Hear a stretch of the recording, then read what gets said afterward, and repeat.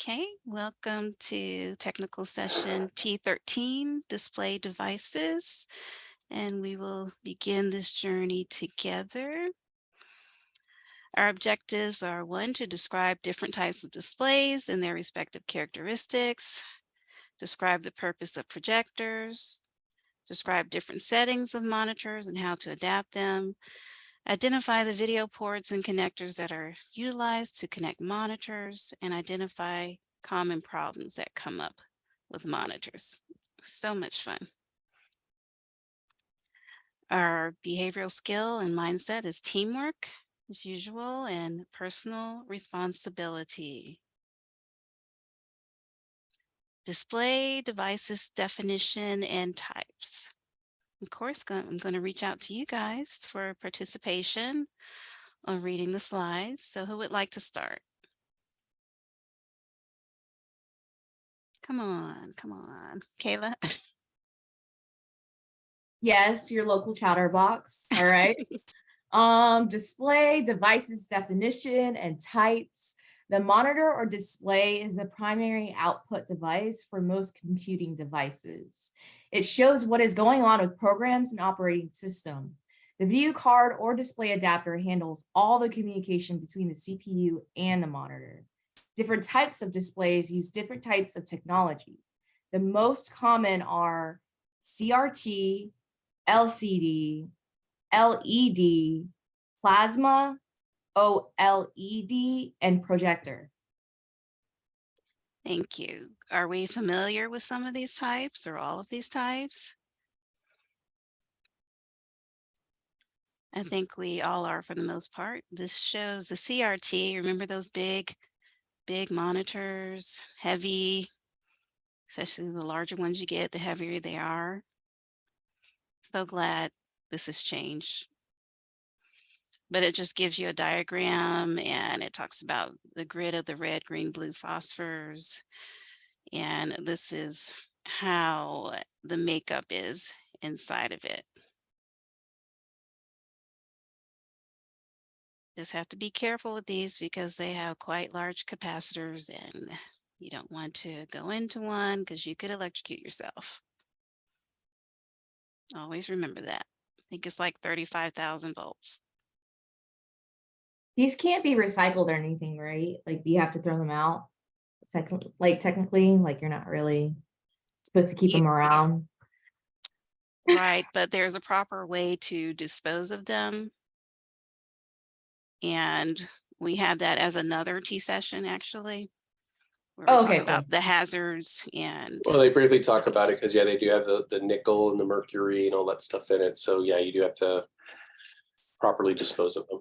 They're actually collector's items now because you can only play old gaming systems on CRT monitors. You can't play some games on regular LCD screens. Like 16-bit games come up wrong. They look weird. That is true. Good to know. Okay, LCD liquid crystal display monitors. Who can read this one? Stephen? Okay, is audio good? Yes. Okay. So LCD, liquid crystal display monitors. Monitor is composed of a large number of tiny liquid crystal molecules called subpixels, arranged in rows and columns between polarized filters. Each group of 3 RGB subpixels forms a physical pixel. Current LCD monitors use thin film transistor, TFT, to control each color dot, providing fast picture display, crisp definition, and tight color control. TFT displays use twisted pneumatic, which is TN, preferred by gamers because their fast response time. They are brighter and consumer power. Okay. In plane switching, IPS, true color images with better viewing angles. They are expensive and have slower response time. So are any of us familiar with the twisted pneumatic? This is where the crystals are twisted and then they can be untwisted as well. And twisting where they get the refresh rates and the color changes and stuff. Thank you. I'm ashamed to call myself a gamer. I didn't even know that. Like, if I'm gonna be completely honest. Oh, That's okay. But it is one of the older technologies. But yes, that's what gamers like to use. Picture's not as good, but it responds really quickly. Exactly. They love the response on that one. And in plane switching, it's everything is kind of up and coming and changing a little bit. But this one has a fair rate as well. There's also a third one. Sorry, Rich. No, go ahead. You don't mind. There's also a third one that you need to be aware of for 1101, which is called a VA monitor, Victor Alpha, which stands for vertical alignment. And in this particular case, the pixels or the crystals inside move vertically rather than twisting like the twisted pneumatic. And it's a much slower response time than, say, a twisted pneumatic, but it gives you a much more vivid color contrast. That's right. In fact, they say, you know, if you're working like in the dark, it's the best for that. In dark rooms, and it gives more vivid blacks as well. Mhm.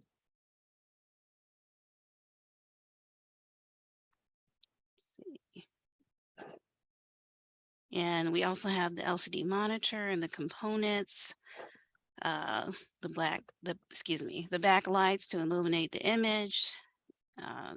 It's important to, I feel like it's important to take a screenshot of this, actually.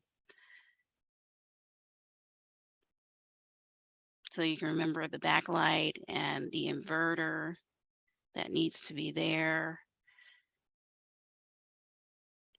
And in this case, I know we're talking about power supplies before that converts AC to DC, but what does the inverter do as depicted on this slide or stated on the slide? Changes it back to AC for Absolutely. the monitor. Mm-hmm. So we want to, that's important to remember.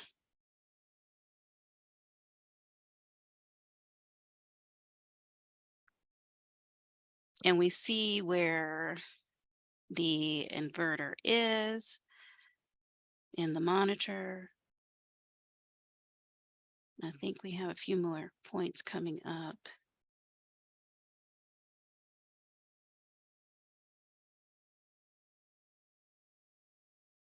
Maybe a little bit later. Okay, light emitting diode monitors. Who can read this slide for me?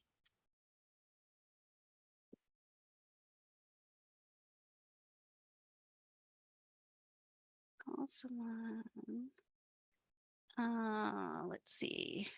Stacy? Light emitting diode monitors. Monitors use light emitting diode, LED, light for backlighting. Using LED reduces the thickness of the panels and reduces the overall electricity usage while providing a better range and accuracy of color. It receives its DC power directly from the motherboard and doesn't use an inverter. LED technology also uses less mercury and is therefore kinder to the environment when an LCD monitor is disposed of. Sorry. Which is all true.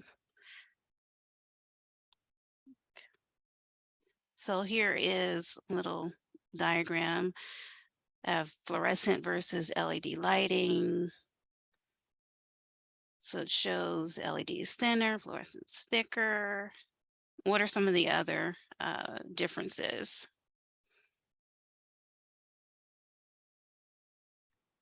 As far as cost, lifespan, and power. Eric? It says the brightness of LED is higher, and it also has a longer lifespan. Which is so much better for us. And we see a lot of LED in use today.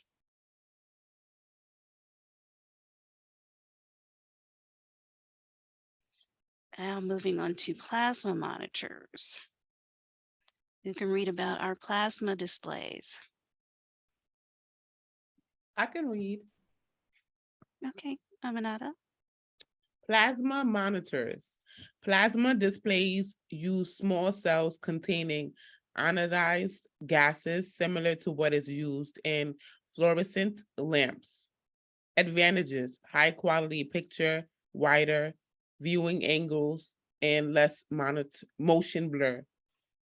Disadvantages: screen burn and high energy requirements. Use cases: they have mainly been used for TV displays, but now can be purchased simply as display monitors that accept output from a variety of devices, including PCs, no longer being made for consumers. Thank goodness.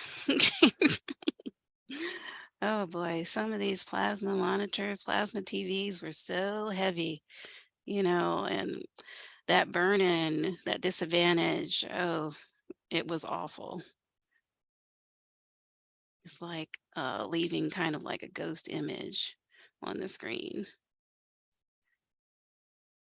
Okay, now moving on to the organic light emitting diode monitors. And let's see if, Ume, are you able to read this one for us? Yes.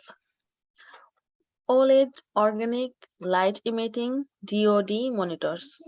OLED technology uses a layer of organic compound with emissive electro. Oh, you went. You get muted halfway through. Oh, I'm sorry. problem. OLED technology uses a layer of organic compound with emissive electroluminescent qualities to emit light in response to an electric current. This organic layer resides between two electrodes.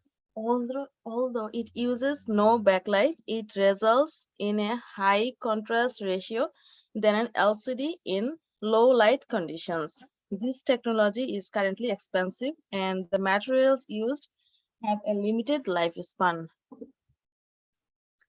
Yeah, it's such a great make, but it's expensive and a short lifespan.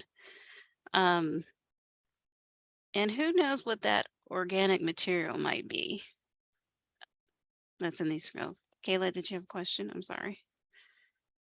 Yeah, I mean, how short of a lifespan is this? Are we talking like 1 to 2 years? Are we talking about like?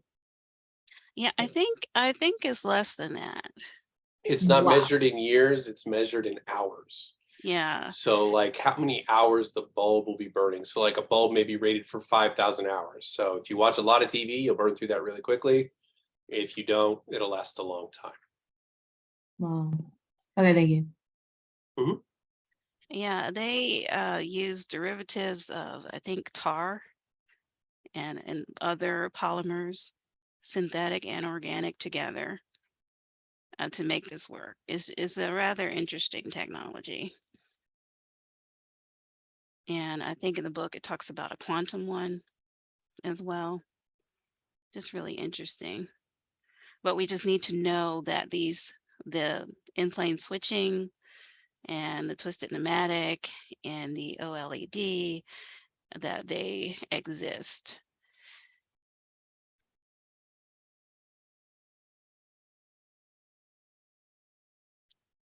Oh, your plasma TV is still running strong. Oh, that's good. That says a lot. Now, projectors. This is an interesting one too. Let's see. Cynthia, are you able to read? Honestly, I would love to. I just hate that something is irritating some of the students, so I will pass. I don't know, something with my computer is irritating somebody, so I'll just pass No, the information. what it was your mic was turned way up, so it was just a high volume, but that's fixed now. You sound perfect. Yeah, you're just fine. That's all it was the mic volume was really high. So you want me to read this slide number 12? Mhm. Okay, projectors. Projectors enable to display computer images to an audience in two possible ways. Rear view or front view are most common. The brightness of a projector is measured in lumens, which is amount of light given off by a light source from a certain angle that is perceived by the human eye. The greater the lumen, the brighter the projector.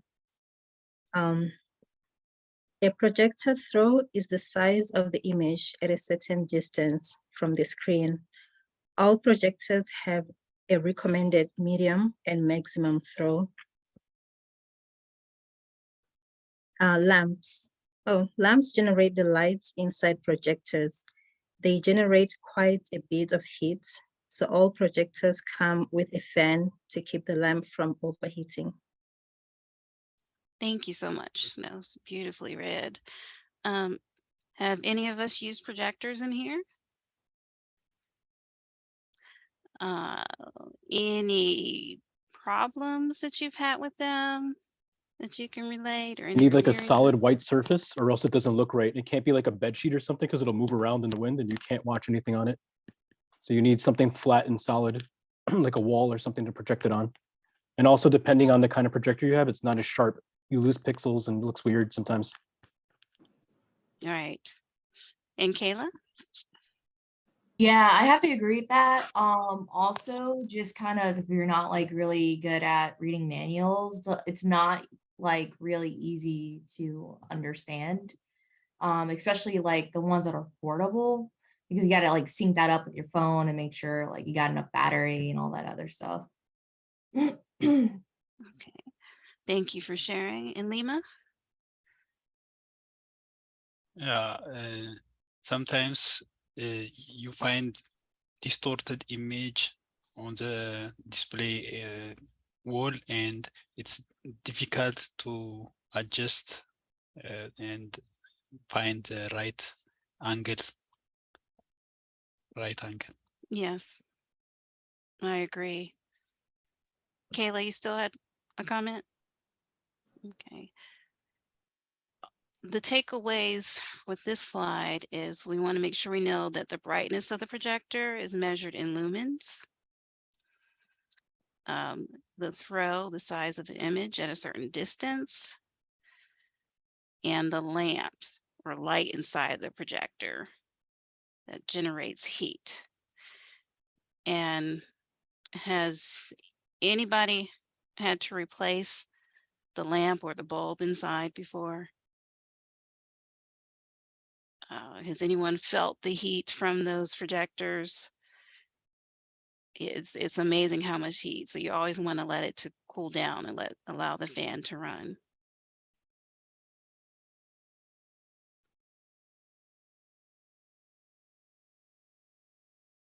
And there are advantages to rear view and the front view, but I can't really expound so much on it, but something about absorbing the ambient light, I think, with the rear view, but I can't quite remember.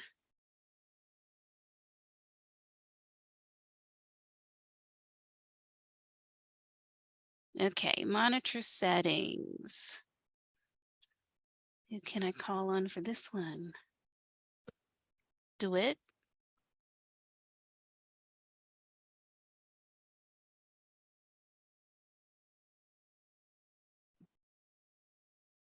Okay.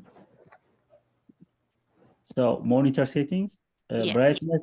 Okay, monitor setting. Brightness is determined by monitor's backlight. It is measured in nits. Display vary from 100 nits on the low end to over 1,000 nits or more on the high end. Response rate is the amount of time it takes for all the sub-pixels on the panel to go from pure black to pure white. On back, again, it measured in milliseconds with low being better. Refresh rate refers to how often a screen can change or update completely. For most computing issues, 60 Hz is fine. Contrast ratio is a difference between the darkest and lightest spot that the monitor can display. A good contrast ratio is 450 per 1. Okay. I thank you so much. I would definitely take a screenshot of this for the information for the brightness, response rate, refresh rate, and contrast ratio. Because it's possible this can come up in testing.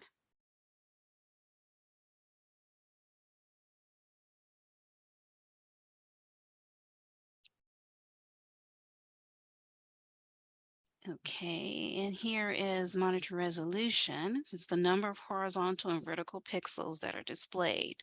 Most monitors allow for 2 or more resolutions, and you can pick the one to use in the desktop setting of the operating system. So it talks about VGA, SVGA, XGA, SXGA, HDTV, UXGA, HDTV, 1080, WXGA, and UHD 4K. It's giving the examples of resolution and how this is advanced to this time period. Because I believe we also have 8K now as well. This is informational, but it's good to take a screenshot of it. Be familiar with your full HD, the 1920 by 1080.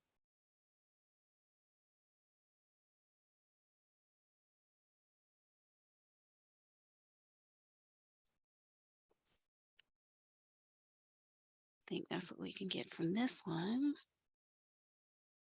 Okay, more monitor settings. You can read this one for me.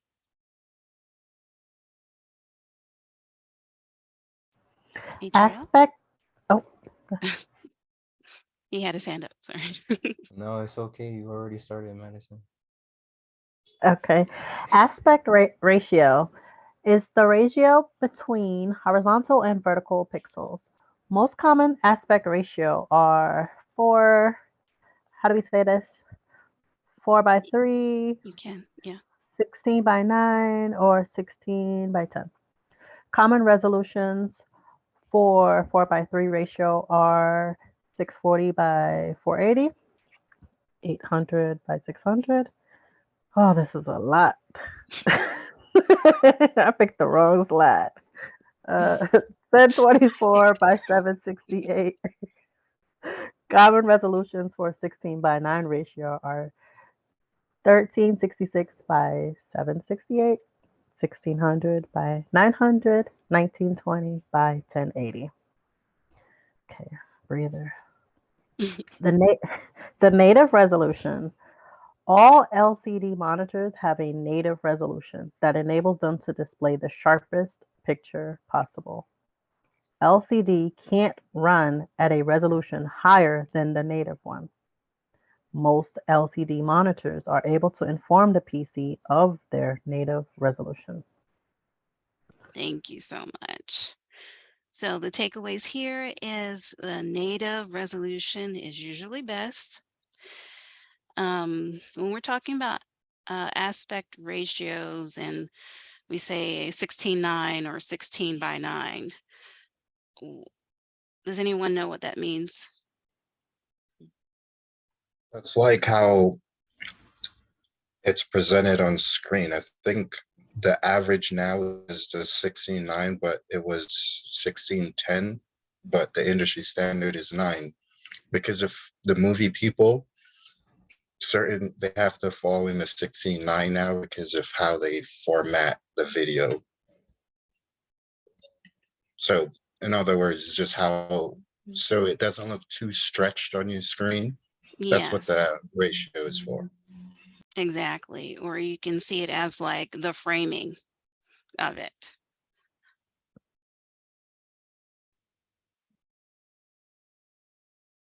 Monitor settings, multiple displays. Who can share that with us? I could go now. Sure. Dang, Eric. I'm so sorry, brother. Next one. You got the next one, bro. You're good. Multiple displays. Most PCs allowed to use multiple monitors as long as there is a display card installed for each. Multiple displays can present the same desktop on both displays, called mirroring, or can be set up as a large single desktop, which is called extending. They are beneficial in any cases where many windows or documents need to be open at the same time. Yep, and yay for this. Does anyone use multiple displays? I surely do. Yeah. Yeah. Doesn't it make it a little bit easier? Especially when. Go From a ahead. production, not production, productivity standpoint, it could hurt somebody like me, because I'm always like, let me just open YouTube and do something else, Oh. Yeah. But I have a Self-control. drawing tablet, so that's why. Yes, this is very useful, especially like in this setting or where you need to open and study different material, and at various jobs as well. We need to monitor different things.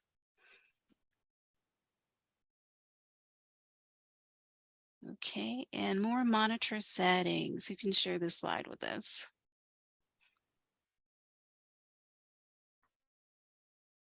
Is someone going to read before and I missed them?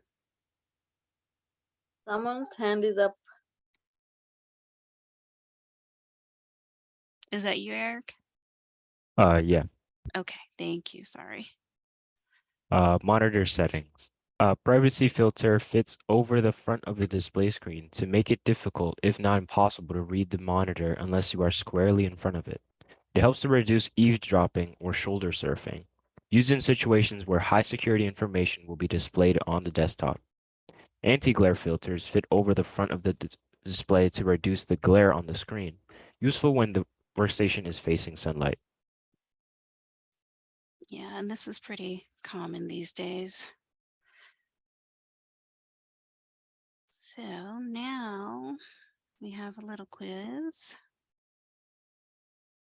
Let me just take a few minutes to do that.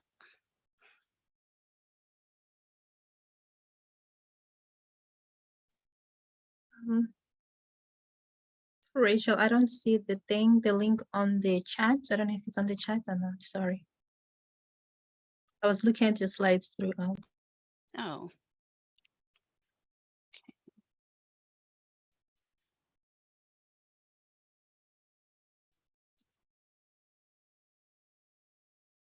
You see the link now? Thank you. You're welcome.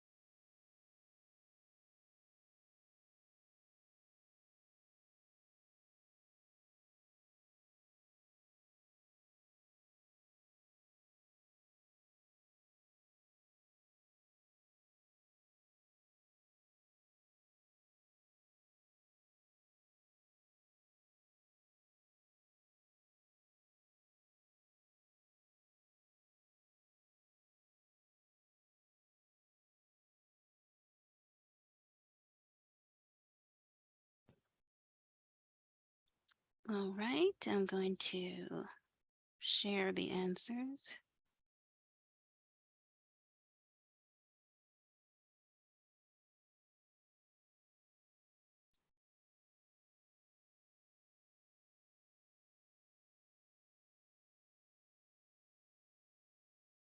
Does everyone see the answers and I just don't see them? It's not showing up. Okay. It shows up on our slide, like if you're in the nearby on your slide. So it's Got it in the bottom. Yep.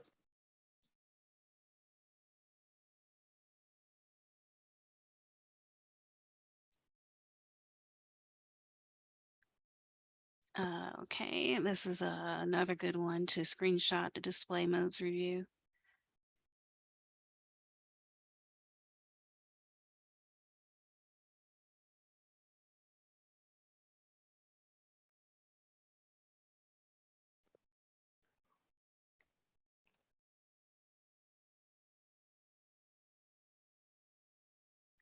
List of ports and connectors. We have VGA, DVI, HDMI, Displayport, Thunderbolt, Composite video, Component video, S-video, Coaxial Cable for TV, adapters, and converters. Okay, who can share this slide with everyone? Stephen? VGA, the 15-pin VGA port, also called DB15 or HD15, is the standard analog video port. It transmits 3 signals of red, green, and blue, RGB. Thank you. And DVI, we can share some of this information.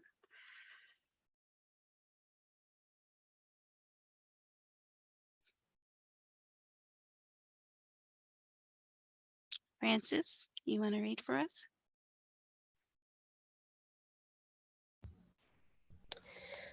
Digital visual interface ports were designed to replace VGA. Variations of DVI can transmit analog or digital data. Do you want me to read the chart or? You don't have to read the chart, but the chart is, thank you though for reading. The chart is very important. I would take a screenshot of this. It gives you a visualization. There's a DVI-D single link, DVI, which is digital only, and the DVI-D dual link. That is digital only. It just has more throughput if it's dual. Then a DVI single, which is digital or analog, and the DVI dual link. And there's the analog only, the DVI-A. These diagrams will come up later, and you will need to be able to label them. I'm not saying, I don't think it comes up again today, but shortly in the cohort, just letting you know.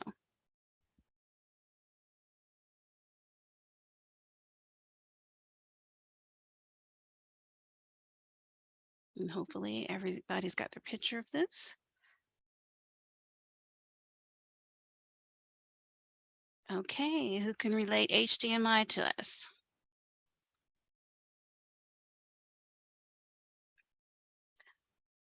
Galen, can you read? Yes, sorry about that. That's okay, thank you. HDMI, pardon my voice, I'm a little sick, everyone. That's why I haven't been talking so much. HDMI, it transmits both digital video and audio at the same time. It was designed to be used by home theater equipment. Allow for several types of HDMI connectors. The best known, which is used on most computers and televisions, is a Type A 19-pin HDMI connector. Small mobile devices can use the smaller Type C 19-pin HDMI mini connector. The maximum length of an HDMI cable depends on the quality of the cable. Thank you so much. Appreciate you reading that. No problem. So is everybody familiar with the HDMI? Yes, it's not really new for most of us. How about display ports? Who can share with us display ports? Eric?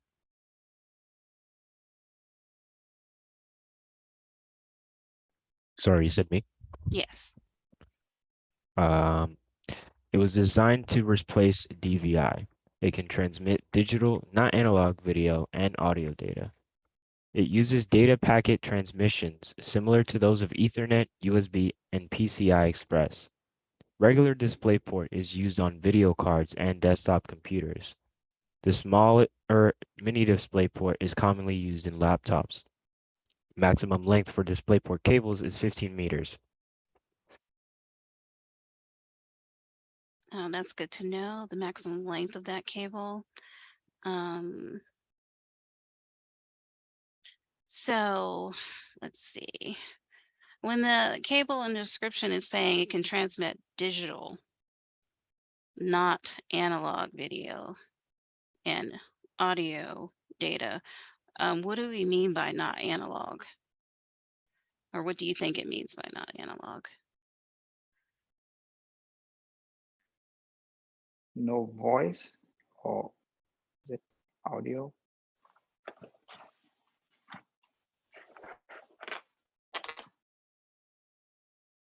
That's a good, well, it's a good start, but a little bit more. I'm sorry. Go ahead. Go ahead. Sorry. Oh, go ahead. Okay, so analog for me is like when I hear analog, I think about my controller. I think about like messages being sent from my controller, my reaction and stuff like that. So basically, it's saying it only takes it doesn't take commands, like it doesn't like physical commands, I guess, right? Is that right? Or anywhere close? Well, let's dig a little deeper. I think Adriel had his hand up. Okay. I think Galen was going in the right direction there with if it's digital versus analog, if you think of it like a watch, it's just it's a difference in how everything is displayed. So if it's displayed digitally, it usually is, it can be manipulated a lot more than analog. Analog only has one way of being displayed versus how digitally you can have different ways of showing the same picture, I guess. Yeah, I There's more- appreciate that. Yes, we're getting to it. Yeah. Thank you. And Donald? Analog is like a continuous signal and digital is like a non-continuous, like it's alternating. Yeah, I see where your thinking is on that. We can think of analog as kind of like electrical impulses, and digital is more like the binary. And the binary can be manipulated. So the display port and the HDMI do not allow for analog, neither of them, but they do allow for digital audio. Donald?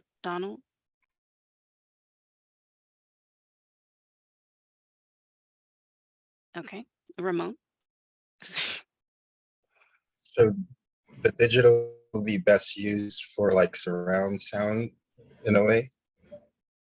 Because I mean, it can be, but it's just the manipulation of it is a little bit easier. But we also have some more ports and connectors to discuss as well that deals with the analog. Okay.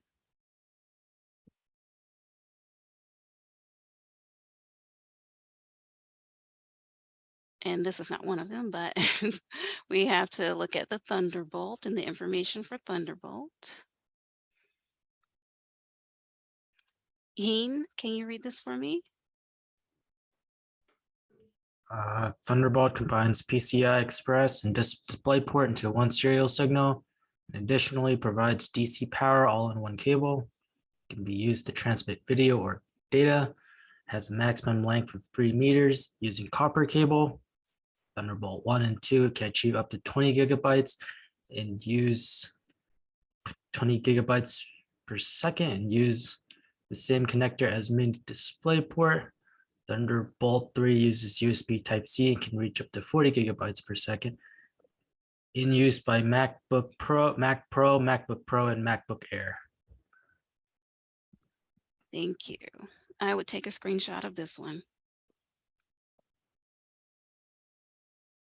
Because the main thing you want to know about the Thunderbolt is the PCI Express and the DisplayPort combination, as well as the maximum length.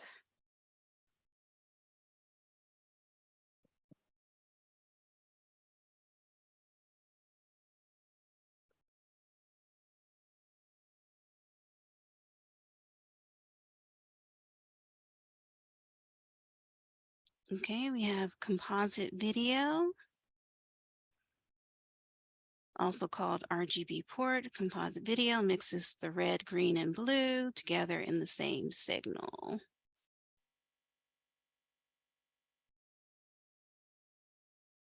And this is just, it's a diagramming everything here for the TV antenna, the mini jack, the S video out, audio in, audio out, radio frequency adapter cable.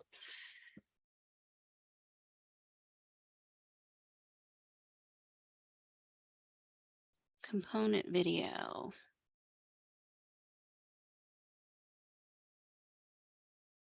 I remember when we used to have to mess with this all the time.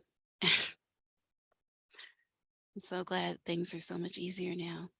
It splits the red, green, and blue into different components and carried as separate signals. And it's just showing you the cable and the connectors.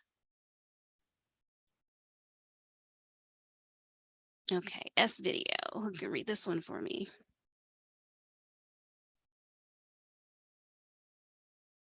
Babukar?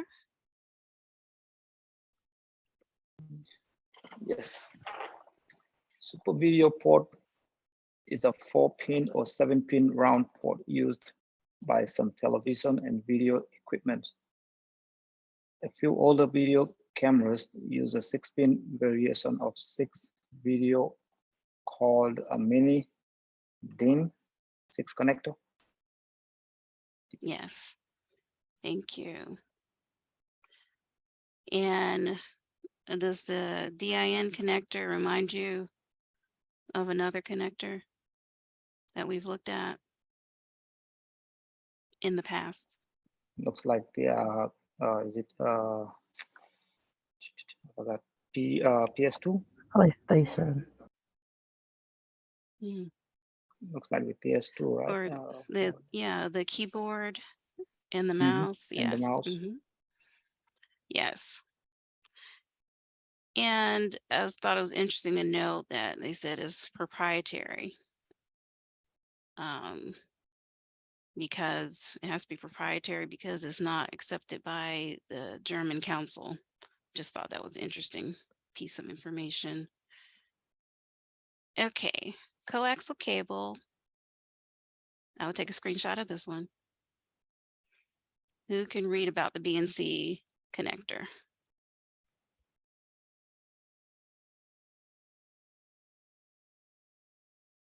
Eric?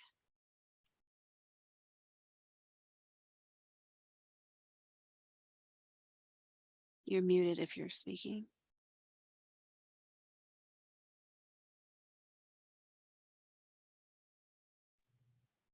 Okay. Can I Kayla, take the phone? Oh, who is it? Artez? this is Artez. Okay, sure, Artez. All right. I'm taking it because it's short. No. The bayonet nail councilman, BNC. The bayonet nail councilman connectors for coax cables used to connect a router or antenna to a TV. We have the male ones that have a prong and the female ones do not have a prong inserted. Thank you so much. So, bayonet nail councilman, BNC. It's good to remember that or put that on a flashcard. And the image of the, remember the image of the male versus the female. This is our antenna and TV cable, coaxial cable. So the B and C is usually internet based. The F type, which is the one on the right, is more TV based, like cable TV, stuff like that. Mm-hmm.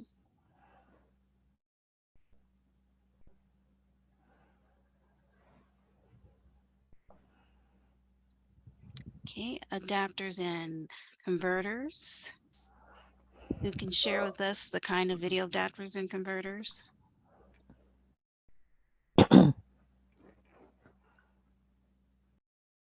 Okay. There are many kinds of video adapters and converters. The most common are DVI to HDMI, HDMI to VGA, Thunderbolt to HDMI, Displayport to DVI, and HDMI to Displayport. Thank you. And they're just giving you pictures of what those adapters can look like. Of course, you can just go on Amazon or into Walmart, and you can find these types of adapters. Or the adapters for your need, I should say. So video cards. I'm going to ask if Kayla can read this one for me. Is my mic too loud? Not to me. All right. Video cards are called graphic adapter cards or display cards. Most motherboards sold today have one or more video ports integrated into the motherboard. Video cards improve the video output when its video port is used rather than the port on the motherboard, allowed to use more than one monitor at the same time. Video cards are connected to the AGP or PCI Express slot on the motherboard. The fastest slot to use is a PCIe by 16 slot. The main manufacturers are NVIDIA or how do you pronounce that? NVIDIA. NVIDIA and ATI Radeon. Mm-hmm. And that's it. Thank you. So also in the test out labs, you'll be installing these types of graphic cards and looking at the motherboard as well. And this is just a graphic of a video card. And like Kelly was saying before, it kind of does look like, you know, a little motherboard with the heat sink and the fan on top. But it shows your S-video connector, DVI, and the video port.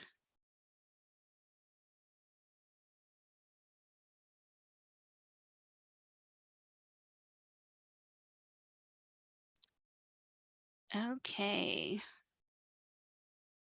Can we recognize these cables?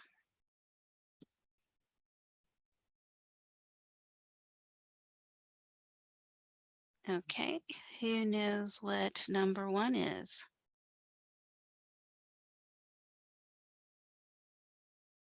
Francis? That's a DisplayPort, right? Yeah, I think it is. Number 2.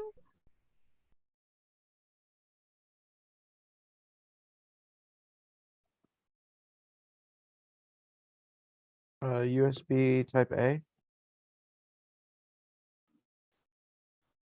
The DVI. Are we on 2? Oh, Sorry. oh, never mind. I It's thought it 2 was on the going across the bottom. top. I'm sorry.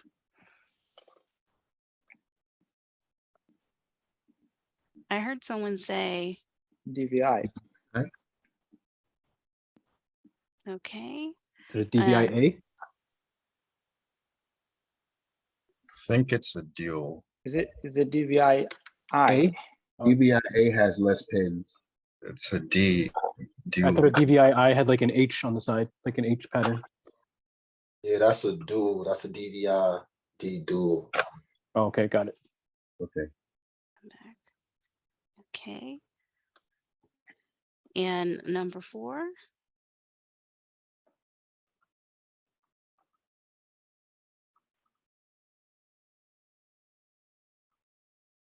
George? Is that a VGA? Yep.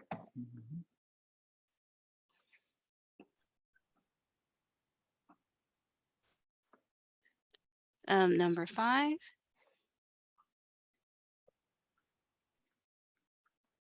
Stephen? I believe that's the BNC connector. Yes. That's the female, right?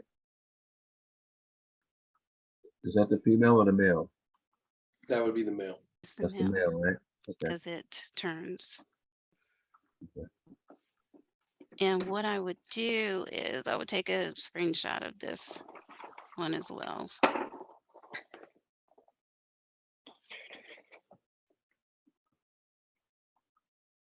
Because these come up, I think all of these come up later, right, Kelly? Repeatedly. Were there exercise? Yeah. I believe so, yes.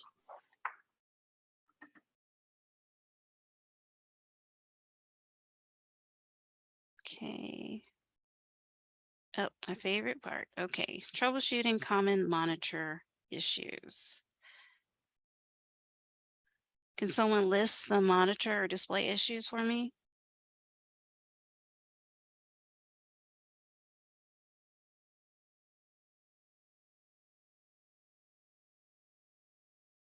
Galen?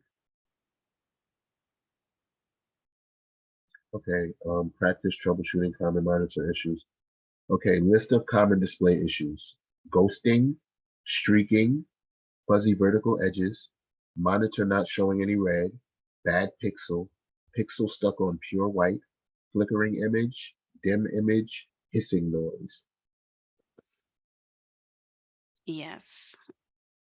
And it'll be good to know that those are issues with monitors if you just keep those in mind.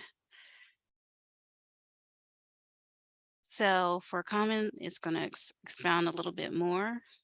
Because for ghosting, streaking, and fuzzy vertical edges, check the cable connections and the cable itself. Check the video card. If one color is missing, check the cable for breaks or bent points. If not, the monitor requires internal service. For bad pixel in an LCD monitor under warranty, change the monitor. Okay, these are important down here. A pixel light that never lights is a dead pixel. A pixel that's stuck on pure white is a lit pixel. And a pixel on a certain color is a stuck pixel. Okay, so what is a lit pixel? Pixel. Stuck on pure white. Dead pixel? Dark pixel that never lights. And stuck pixel. On a certain color. Thank you. Oh, wait, can you go back? Can you go back to the pixels? So it gives you 2 options there. There actually is a third option. What is the third option? So it's under warranty, change the monitor.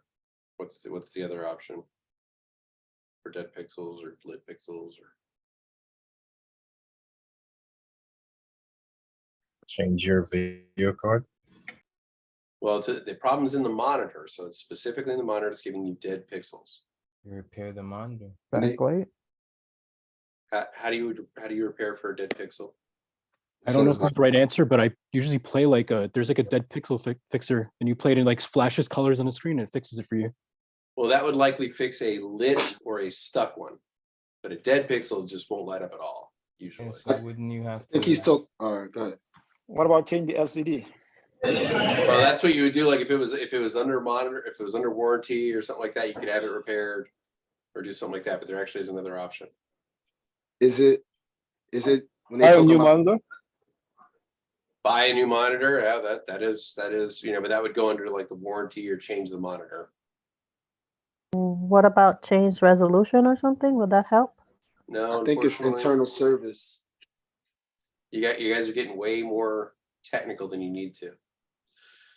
So you're at a company and somebody calls and says they have a series of dead pixels on their monitor. A viable option. A viable option. Well, that falls under the warranty. If it's still under warranty, you swap it out or change the monitor or get a new one. Turn it off and back on? No. The other option is Deal with it. there you go. That's knew the it. other option. I knew it. Is missed deal it. with What it. was Because if it? it's You what? you tell them to deal with it. in Yeah, 'cause I nicer have a terms stuck than pixel. It's Wait, stuck are on you red serious? on my screen. Yes, I'm serious. Because if it's data entry, them having 10 or 15 pixels that aren't functioning isn't really an issue. If it's in the middle of Oh. your screen, it's super annoying though. Like I can't not look at it. Yeah, well, there you go. But there's the thing is it may not be worth the money to replace it. So it's like, hey, it's like only like 15 or so pixels, deal with it. Even monitor companies, if it's not a certain amount of pixels per square inch, they won't fix it either. So Is that on the test? no, it's not on the test, but that is a real life answer.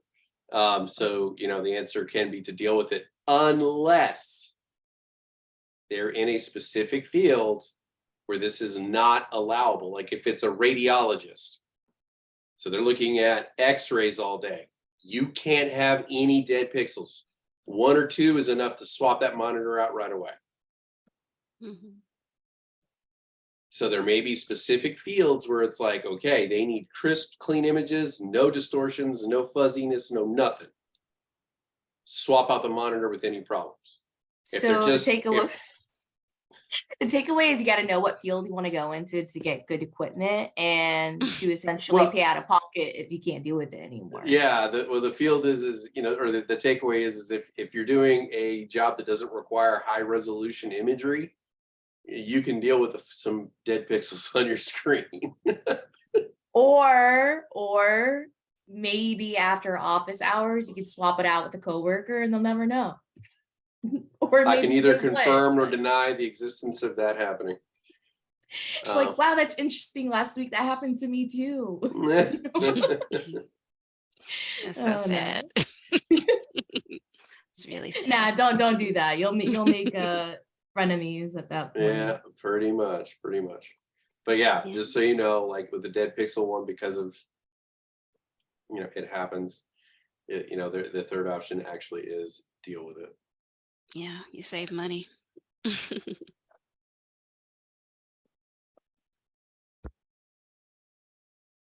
Okay, other common monitor problems. Let's see. Brianna, can you share that with us? Common monitor problems: a flickering image with an LSD usually points to either a very inexpensive panel with too much light bleed from is it light bleed or blood? Light bleed. Oh, sorry, that didn't sound grammatically correct in my mind, sorry. From the backlight or a dying CCFL backlight. LEDs don't flicker. Replace the backlight if necessary. A dim image, especially on only the top or bottom half of the screen, points to a dead or dying backlight in a multi-backlight system. If LSD makes a distinct hissing noise, an inverter is about to fail. It can be changed if needed. Okay, so with the LCD hissing noise, what could it be? It burnt out on one of the crystals, maybe.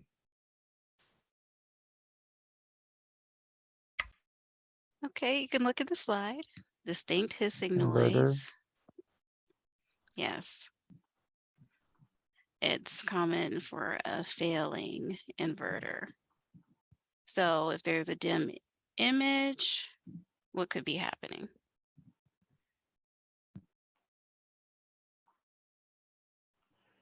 A dead or dying backlight. Okay. And that damaged cables might cause it too. The cables are damaged. Is it? Okay. How about a flickering image?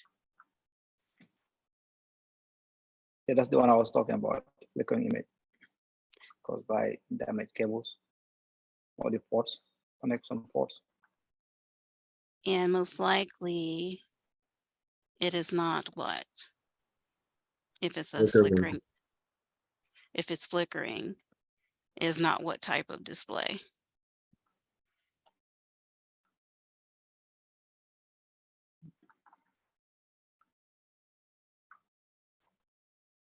Or it says LEDs don't flicker. Yeah, I think I got a little confused here. The CCFL, that's like the cold cathode, right? Something like that, cold cathode fluorescent. Those use inverters. And I think Yes. those are the only, like, it can, but that's when you have that for the backlight versus the LED for the backlight. Did we talk about what the inverter does? The inverter converts direct current and alternating current. Very good. But what was confusing me was I thought that only CCFLs have inverters, not LEDs. Correct. You're absolutely correct. Only Okay. CCFLs have inverters. All right. So there's no confusion there. But All that right. tells you, like, if it starts flickering, you know right off the bat it's a CCFL LCD monitor, not an LED, because LEDs don't flicker. Yeah. Okay, it's sometimes if you read it too fast, you'll see the LCD, and then you'll think that it's LED instead of that, and it just looks a little weird. Yeah, I gotcha.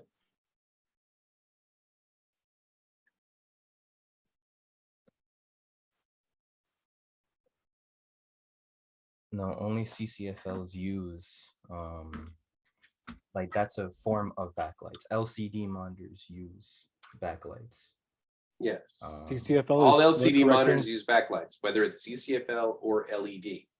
Does CCFL stand for color correcting fluorescent light or something like that? It's compact fluorescent lights. I Is forget what the first C is. cold cathode fluorescent lamps. Wow, I would have never gotten that. I would have never gotten it if I didn't fail at it a bunch of times. Okay. I think But that's like the original flat screen was utilizing those. And then eventually they converted over to LED.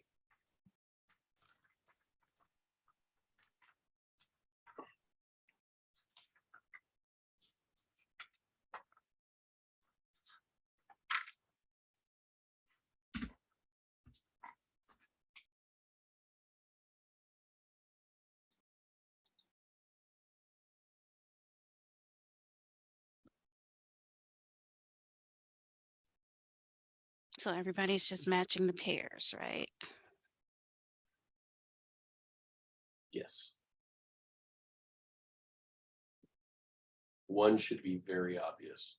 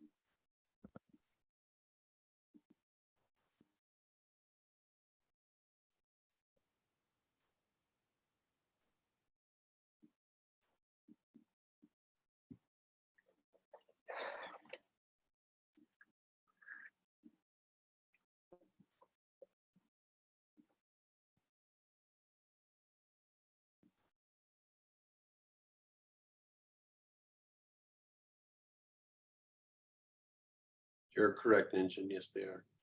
That's pretty good. The average is like 7 or 8. You guys been studying.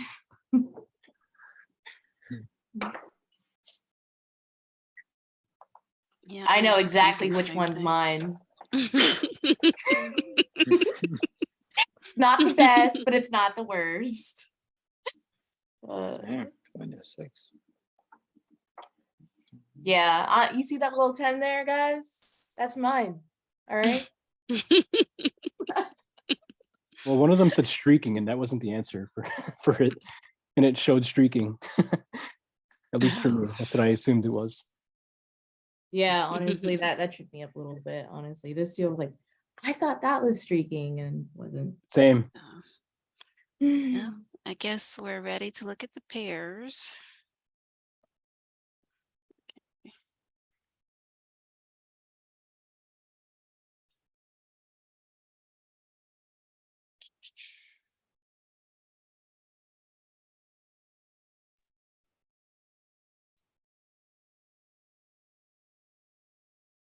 Yeah, I think you guys did pretty well on that. And I keep talking while I'm on mute. The low refresh rate, I'm assuming, is the one you're getting with streaking, and what that one's a hard one to show in a still image, because if you have that low refresh rate, it shows those little bars move, like the little waves or whatever, moving slowly up the screen. You can kind of get an idea of what it looks like if you try to look at your TV or monitor through your camera, and you see those moving through. Those like the lines, waves moving up the monitor or whatever. That's that is a low refresh rate. Oh. The monitor streaking, that would be like a permanent bars across versus like the slow moving ones that go up your screen. So I see. Okay. It's hard to make that visible in a still image. Yeah, that's what George and I was just saying. It's like, oh, okay. So that was a 50-50 chance there. Yeah. I get where you're going with it though.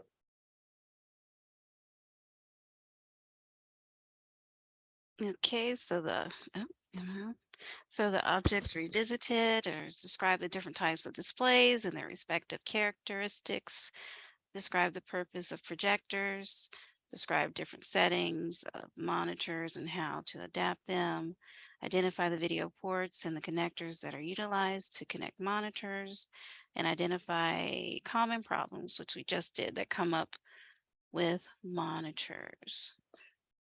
Are there any questions, or was it kind of straightforward?